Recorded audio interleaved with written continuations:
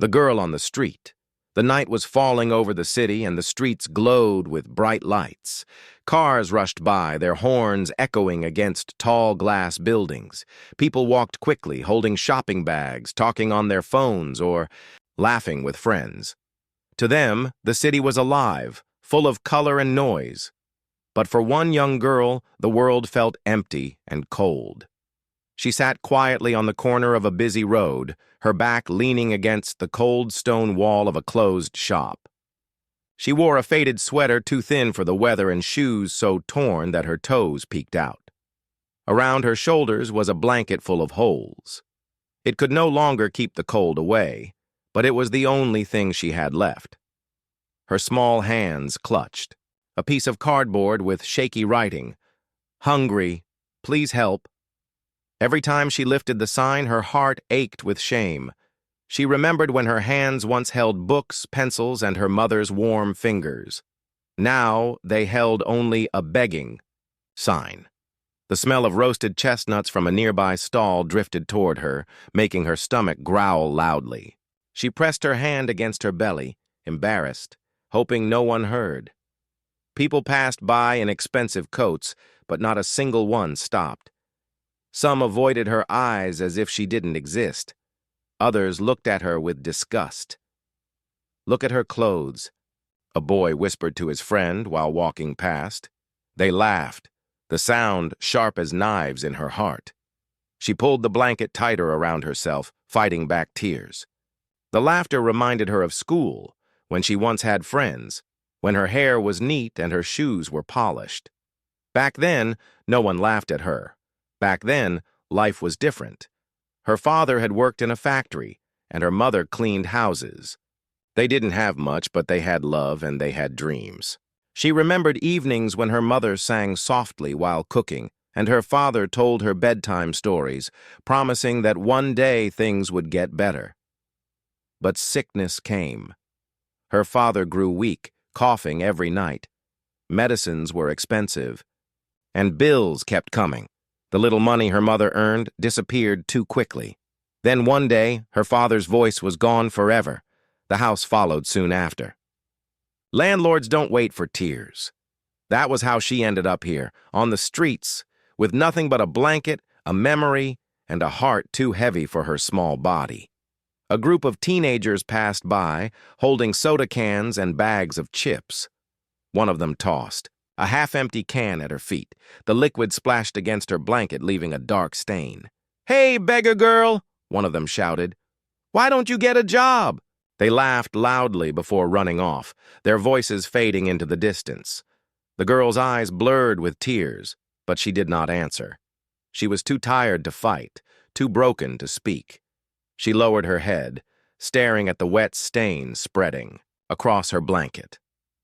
Maybe they are right. Maybe I am nothing, she thought. Her body shook, not only from the cold, but from the pain of being unwanted, unloved, unseen. She wanted to scream, to tell the world she was still human, that she still had a name, that she once had a family who loved her. But the words never came out. Instead, silence sat heavy in her chest. Above her, the streetlights buzzed. Their yellow glow fell on her small figure, making her look even smaller against the tall buildings and rushing crowd.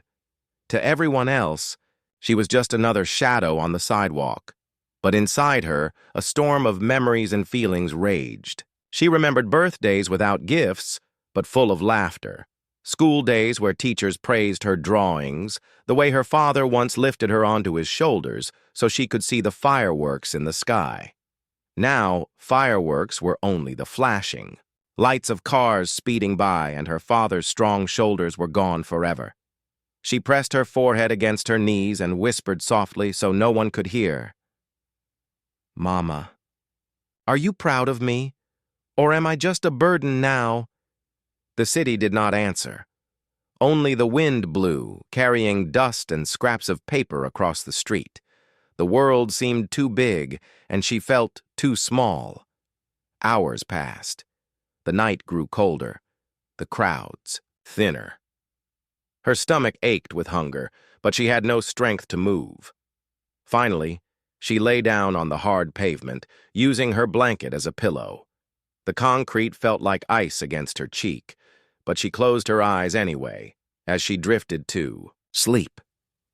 She dreamed of warmth, of home, of her father's voice, and her mother's gentle touch. She dreamed of being seen again, not as a beggar but as a daughter, as a girl who mattered. In the distance, the city kept moving, unaware of the young soul curled up in the corner, waiting for someone, anyone, to see her, cruel laughter. Morning sun rose slowly, casting golden light on the city streets. Shops opened their shutters, vendors arranged their goods, and office workers hurried past with coffee cups in hand. The world was busy again, full of noise and movement. But for the girl, the day began with the same cold ache. She woke up to the sound of car horns, her body stiff from sleeping on the hard pavement. Her blanket was damp with dew and her hair tangled against her cheeks. She sat up slowly, rubbing her eyes, wishing the dream of warmth had lasted longer. Her stomach groaned with hunger. She hadn't eaten since yesterday, when someone dropped a half piece of bread near her spot. She folded her sign again and placed it in her lap. Her hands trembled as she held it up. The words seemed to scream louder than her own voice. "Hungry, please help." But the world kept walking. A woman in a bright red coat slowed for a moment, looked at her, and then tightened her grip on her purse. She walked away quickly, as if kindness was too expensive to give. Another man wearing a black business suit paused, stared at her, and smirked. "Pathetic," he muttered under his breath before walking off. The words cut into her like glass. She lowered her eyes, her cheeks burning with shame. Minutes later, a group of young boys, no older than 16, walked by. They were laughing loudly, holding paper bags from a bakery. The smell of fresh bread and butter made her mouth water. She wished she could just have one piece, just a crumb. But instead of offering, one of the boys tore off a piece of bread, held it in front of her, and then tossed it onto the dirty road. "Fetch it," he shouted, his friends bursting into cruel laughter. The girl's heart sank. She didn't move. She couldn't. Her pride, though cracked and fragile, would not let her crawl for food thrown like scraps to a dog. She sat frozen, her hands gripping the blanket so tightly her knuckles turned white. "Why are you even here?" another boy sneered. "Go get a job, or go back to wherever you came from." Their laughter rang out again, echoing in her ears, even after they had disappeared down the street. She felt the sting of tears, but she forced herself not to cry. Crying in front of them would only make her weaker, only make them laugh louder. Her throat tightened as memories rushed back. Memories of when she once stood in line at the same bakery with her mother. Her mother would save coins for days just to buy her a small bun. She remembered how warm the bread felt in her hands, how sweet the taste was when her mother broke it in half and gave her the bigger piece. Back then, she was a child loved. Today, she was a beggar mocked. The hours dragged on. People threw glances at her like stones. Some eyes were cold, others judgmental. One woman even spat near her feet and whispered, "Dirty." The word clung to her skin like mud. She felt her chest tighten, her heart shrinking inside her. She wondered if maybe she really was dirty. Not just on the outside, but inside too. Was she truly worthless now? The cruel laughter of the boys kept replaying in her mind, mixed with the whispers of strangers. The city was full of voices, but none were kind. Suddenly, an old man stopped in front of her. He wore a torn jacket and carried a sack on his back. His face was wrinkled, his eyes tired. He looked poor himself, maybe even hungrier than her. Yet, from his pocket, he pulled out a small apple, bruised and fading. "Here," he said softly, placing it in her hand. The girl stared at him, speechless. Her lips trembled. "But you need it." she whispered. The man shook his head slowly. We both need kindness more. Then he walked away before she could thank him. For the first time in many days, her tears fell, not from cruelty, but from the shock of kindness. She held the apple close, feeling its weight, its warmth, its gift. In that moment, she realized something. Cruelty was louder, but kindness, even small, was stronger. She ate the apple slowly, bite by bite, as if it were the most precious treasure in the world. Each bite gave her not just food, but strength to survive another day. Still, the cruel laughter from earlier echoed in her heart. It stayed with her like a scar. She wondered how people could laugh at someone else's pain. Did they not have mothers, fathers, or sisters? Did they not know that anyone's life could change in a moment? As the sun moved higher, the streets grew busier. She pulled her blanket closer and whispered to herself, "Maybe tomorrow will be different. Maybe one day, someone will see me." Her words floated into the air, lost among the noise of the city. She didn't know that soon, very soon, her wish would come true in a way she could never imagine, because among the cold stares and cruel laughter, there was one pair of eyes, watching quietly from a distance. Eyes that saw her not as a beggar, not as dirt, but as a human soul waiting to be lifted. And those eyes belonged to someone powerful enough to change her life forever. The unexpected arrival. The afternoon sun dipped lower, painting the tall glass towers in shades of orange and gold. The city streets were still alive with rushing footsteps and honking horns, but the girl sat in her same corner, the apple core from the kind old man resting beside her. She felt slightly less hungry, but her heart was still heavy from the laughter and cruelty of the morning. She hugged her knees and stared at the ground, wishing she could vanish into the cracks of the pavement. The world had made it clear. She was nothing. Invisible when ignored, a joke when noticed. But life has a strange way of shifting in moments when hope seems impossible. A deep, smooth sound rolled down the street, a car engine, powerful yet quiet. People turned their heads, some pausing mid-step. The car that stopped near the curb was no ordinary one. Its sleek black body gleamed under the golden light, polished to perfection. It was the kind of car only the richest could afford. Crowd buzzed with whispers. "Is that him?" someone asked. "It must be. That's his car. The prince is here." The girl lifted her head slightly, confused. She had heard whispers of him before, the young billionaire prince. His family owned companies across the world, and his name often filled the newspapers. Some said he was untouchable, a man of power and fortune. Others said he was different from the usual rich, that he carried himself with quiet grace.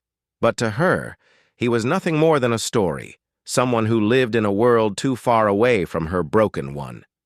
Yet now, the sound of the car door opening felt like the opening of fate itself. The prince stepped out. He wasn't dressed like the images she had seen on the covers of magazines.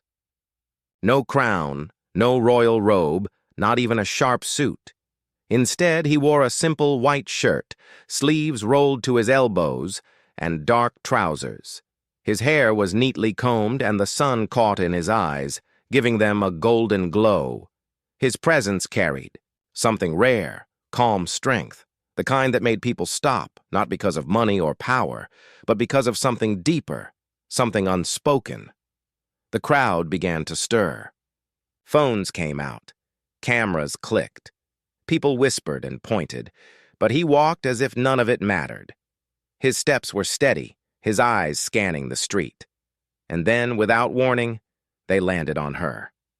The girl froze. Her breath caught in her throat. "No, not me. Please don't look at me." She pulled her blanket tighter, wishing she could disappear. She had been looked at before, but never kindly. Always with judgment, always with scorn. What reason would a prince have to look at her? But his gaze did not pass over her. It stayed. For a long moment, the busy city seemed to slow. She could hear her own heartbeat in her ears, thudding painfully fast. The voices of the crowd dimmed, and in that silence it felt as if there were only two people on that street: the broken girl on the ground and the man who stood tall before her. He took a step closer. The crowd gasped. "Why is he going near?" "Her?" someone whispered. "She's just a beggar," another scoffed. "This will ruin his image," a third muttered. But the prince didn't stop. He walked toward her, his footsteps echoing against the stone. The girl's throat tightened with fear. She looked away, her eyes burning with shame. She thought of all the times people had thrown words at her like stones. Will he do the same? Will he laugh at me too? Her mind screamed at her to hide, but she couldn't move. She was caught, trapped in the weight of his gaze. Then he crouched down. The world around them gasped again, phones clicking louder, whispers spreading like fire. The prince was kneeling in front of a girl wrapped in rags, a girl the world had decided was worthless. But he didn't seem to see her rags. His eyes met hers, and in them she saw something she hadn't seen in years: gentleness. He spoke softly, his voice calm, warm, and real. "Are you all right?" Her lips trembled. She wanted to answer, but the words got stuck in her throat. She shook her head without meaning to, her eyes filling with tears she had fought so long to hide. The prince's face softened even more. He did not look away. He did not flinch at her tears. For the first time, she felt someone truly saw her. Not the dirt on her face, not the holes in her shoes, not the cardboard sign, but her. The crowd whispered louder now, some sneering, others confused. "Why her?" they muttered. But their words no longer mattered, not in this moment, because the world that had mocked her was about to watch something none of them expected. The prince's hand began to move. Slowly, carefully, he reached out toward her as if he were offering not just his hand, but a choice, a chance, a lifeline. The girl stared at it, her mind spinning. "This can't be real. No one helps me. No one sees me. Why would he?" Yet the hand stayed there, steady and open, waiting for hers. And in that fragile silence, with the whole street watching, the unexpected arrival became the beginning of everything she had once prayed for. The hand that reached out, the world seemed to stop in that single moment. Cars slowed, footsteps halted, and voices melted into silence. The prince's hand hovered in the air between them, steady, patient, waiting. It wasn't rushed, it wasn't demanding, it was simply there, a quiet offer in the middle of chaos. The girl's heart pounded in her chest, each beat like a drum of fear and disbelief. Her fingers clutched the blanket around her, trembling. She stared at his hand, unsure if it was real. For years, the only hands stretched toward her had been cruel, hands that shoved her aside, hands that threw trash, hands that pointed in mockery. But this one was different. It was clean, strong, and warm.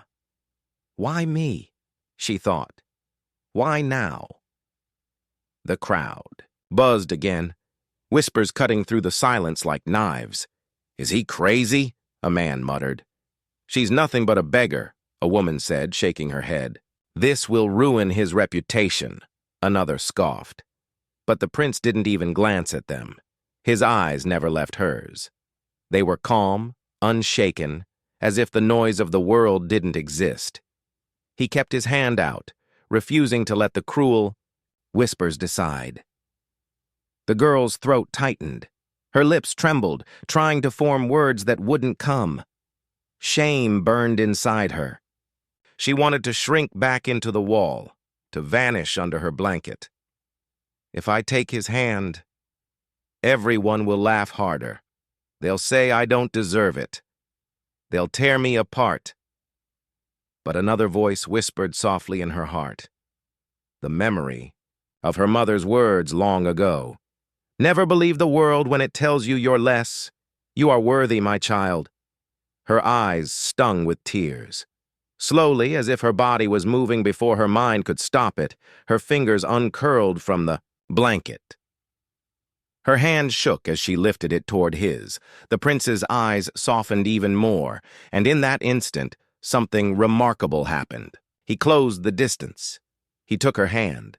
Gasps filled the air. The crowd erupted with shocked voices. Phones clicked furiously as people recorded the moment. Some sneered, some frowned, some simply stood frozen, unable to believe what they were seeing.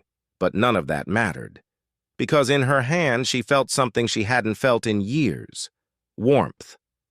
The prince's grip was gentle, yet firm, as if to say, "You are safe. I see you. I will not let go." Tears spilled down her cheeks, unstoppable now.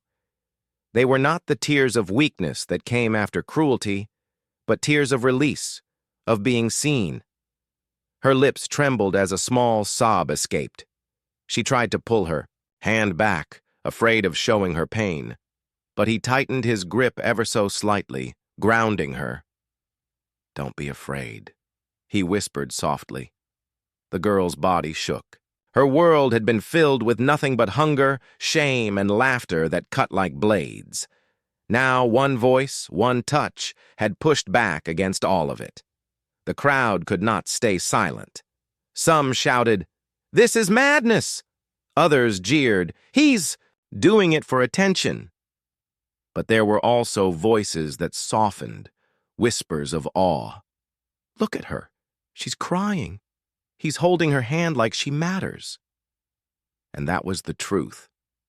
For the first time in so long, she mattered. The prince stood, still holding her hand, and gently helped her to her feet. Her legs wobbled, weak from nights of sleeping on stone and days of going hungry. She stumbled, but he steadied her, not letting her fall.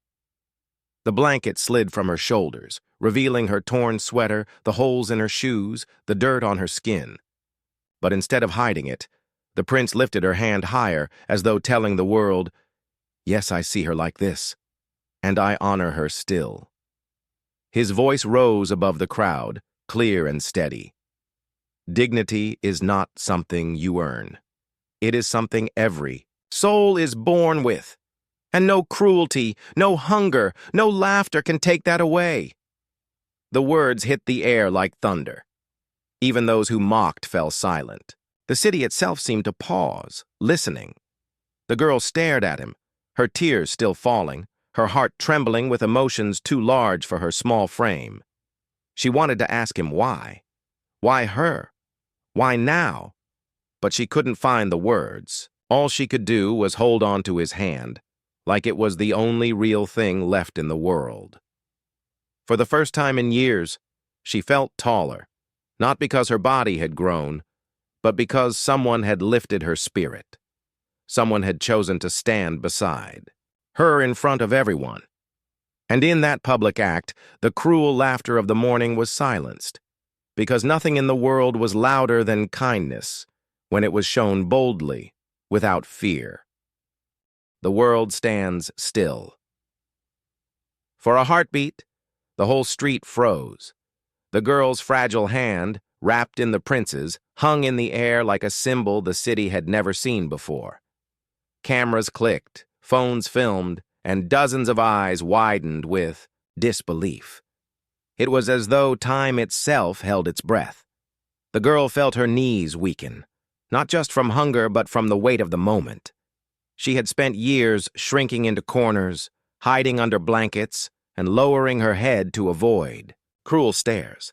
But now her head was lifted, not by her own will, but by the gentle strength of the prince's hand holding hers. And in that single act, the world that had once mocked her was forced to look at her differently. The whispers grew louder. "Why? Her?" a man asked, his voice sharp with disbelief. "She's filthy," a woman scoffed. "He should be ashamed."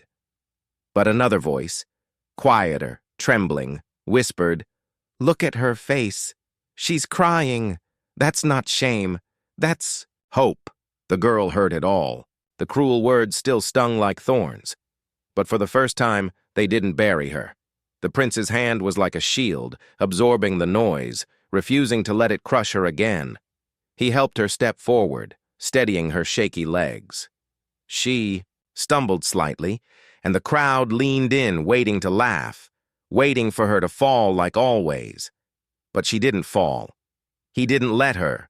Her torn shoes scraped against the pavement, her blanket dragged across the stone, but she stood upright. For the first time in years, she was standing with someone beside her, someone who refused to let her slip back into the shadows. The prince turned to face the crowd, his voice clear and steady, carrying over the restless whispers.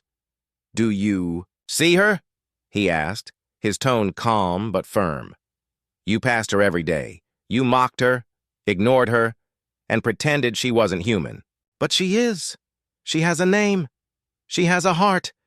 She is not invisible." The girl's chest tightened. His words cut through the air like sunlight piercing storm clouds. Her tears blurred her vision, but she could see the faces in the crowd shift. Some looked away in shame. Others lowered their phones slowly. The prince continued, his hand still gripping hers tightly. "Respect is not a gift you give only to the rich or the powerful. Respect belongs to every soul, no matter how broken they look, no matter what life has taken from them." The street fell into silence. Even the sound of traffic seemed to fade. For the first time, the cruel laughter was gone. The girl trembled, overwhelmed by emotions. Her heart, once heavy with shame, now felt alive with something new. Dignity. It was fragile, like a flame in the wind, but it was there. She could feel it warming her chest, whispering, "You are worth more than their mockery." She looked around and saw faces change. A young woman bit her lip, her eyes softening with guilt. An older man rubbed his chin as if questioning his own silence all these years. And though some still sneered, their voices were drowned out by the weight of the prince's presence. The girl wanted to speak, to say something, but her voice broke before it could form words. She only managed a whisper that barely reached the prince. Why me?"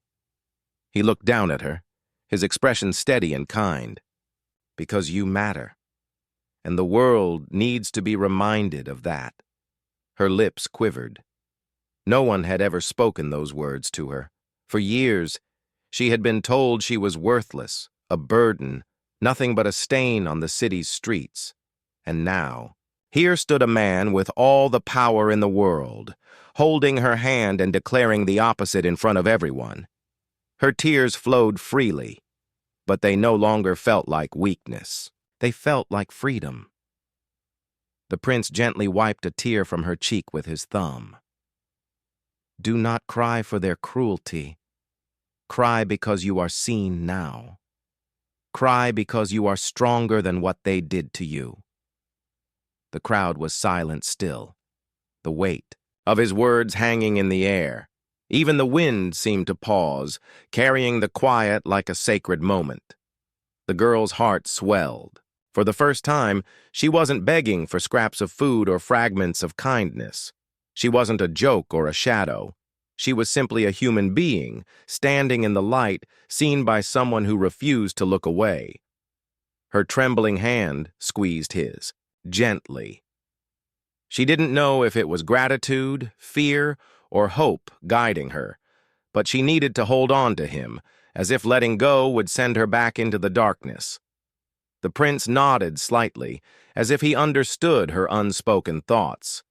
And then, with the whole street watching, he raised their joined hands higher, not as a gesture of pity, but of pride. Gasps echoed again. Some people even clapped softly, unsure but moved. Others turned away, unable to face the truth of their cruelty. But none could deny what they had witnessed. The moment when a forgotten girl became visible, when a hand stretched across the distance, between the highest and the lowest, and changed everything. The world, if only for a heartbeat, stood still, and in that stillness, the girl felt something she had long buried. The fragile spark of belief that maybe, just maybe, her story wasn't over. A new beginning. The girl's fingers trembled inside his grip as he guided her gently forward. Each step felt unreal, as though she were walking in a dream where the pavement no longer cut into her soles, where the cruel laughter no longer echoed in her ears. The crowd parted like waves in the sea. Some stepped back to clear the path, while others craned their necks, their phones still raised, capturing every second. Whispers rippled through the street, some filled with shock, some with admiration, and some still laced with bitterness. "Why is he doing this?" a woman murmured, clutching her designer bag. "He's embarrassing himself," another sneered. But then came a softer voice, trembling with honesty. "No, he's reminding us of what we forgot." The girl heard it all, every word pierced. Her like arrows, but the prince's hand was her shield. He walked with calm assurance, not hurried, not ashamed. Each step declared silently to the world, "I will not let her hide any more." Her chest rose and fell with shallow breaths. She wanted to run back to her corner, to her familiar blanket and cardboard sign, where no one expected her to be seen. Yet the warmth in his hand held her steady. For years, she had been invisible. Now, for the first time, someone refused to let her vanish. They stopped near his car, the same glossy black machine that had drawn gasps minutes ago. The door stood open, its interior clean and soft, a world apart from the concrete and dust of her corner. She froze at the sight of it, her body stiff with fear. I can't," she whispered, her voice barely audible. "That's not for me." The prince turned to her, his expression patient. "Why not?" Her eyes filled with tears again. She looked down at her torn sweater, her shoes with holes, the dirt on her skin. Shame pressed against her chest like a heavy stone. "I don't belong there," she said, her voice cracking. The prince crouched slightly so his eyes met hers. Again. His tone was firm but gentle. "You belong anywhere your heart dares to step. The world told you otherwise, but the world was wrong." Her lips quivered. Those words felt like a hand pulling her out of quicksand. The crowd leaned closer, watching. Some shook their heads. Others whispered with awe. A little boy, holding his mother's hand, asked innocently, "Mama, why is the prince holding her hand?" The mother, her face soft with shame, bent down and whispered, "Because she needed it, and no one else gave it." The girl's heart tightened at those words. Maybe, just maybe, not everyone in the crowd was cruel. The prince guided her closer to the car, his hand still wrapped around hers. She hesitated at the open door, staring at the leather seats that smelled faintly of pine and polish. She imagined her blanket staining the surface, her dirt leaving marks. She pulled back slightly, whispering, "I'll ruin it." He shook, his head. "Things can be cleaned. People cannot be replaced. You are worth more than any seat, any car, any wealth." The words hit her chest like thunder. No one had ever told her she was worth more than things. To the world, she had been worth less than trash. Now, someone powerful was saying the opposite. Her eyes filled with tears again. Slowly, with his steady hand guiding her, she lowered herself into the seat. The softness of the cushion shocked her. It embraced her fragile frame like a gentle hug, unlike the stone pavement that had been her bed for so long. She pressed her palms against it, almost afraid it would vanish under her touch. Her reflection in the window glass startled her. For the first time, she saw herself not curled on the ground, not hiding under a blanket, but sitting upright in a place of dignity. She looked small and broken still, but different. For the first time, she looked like someone who might have a future. The prince sat beside her, still calm, still unbothered by the flashing cameras and murmuring voices outside. "Do not listen to them," he said quietly, as though reading her thoughts. "They laughed at you before, but their laughter was empty. Today they are silent because truth is louder." Her tears slipped down her cheeks silently. She tried to speak, but the words tangled inside her. Finally, she managed only two. "Thank you," the prince smiled gently. "Don't thank me yet. This is not the end. This is the beginning." Outside, the crowd still watched, some clapping softly, some ashamed, and some simply stunned. They had expected entertainment, gossip, another story for the headlines. Instead, they had witnessed something they could not explain. A forgotten girl being lifted from the shadows, not with money, not with charity, but with dignity. As the car door closed softly, the girl felt the hum of the engine beneath her. Her heart beat faster. She didn't know where he was taking her, what would happen next, or if this was only a dream she would wake from on the cold sidewalk. But one thing was certain. Her life on the street, the endless cycle of hunger and humiliation, had cracked open. A door had appeared where before there was only a wall, and through that door, she was stepping into something new, not just a place, but a chance, a beginning. Her eyes drifted to the prince's hand, still resting near hers. She whispered in her heart, "If this is a dream, please don't let me wake up." And as the car rolled forward, leaving behind the corner where she once sat invisible, the world seemed to shift. The cruel laughter was gone, replaced with a silence so heavy it felt like respect. For the girl who had been mocked by everyone, the first chapter of her new life had just begun.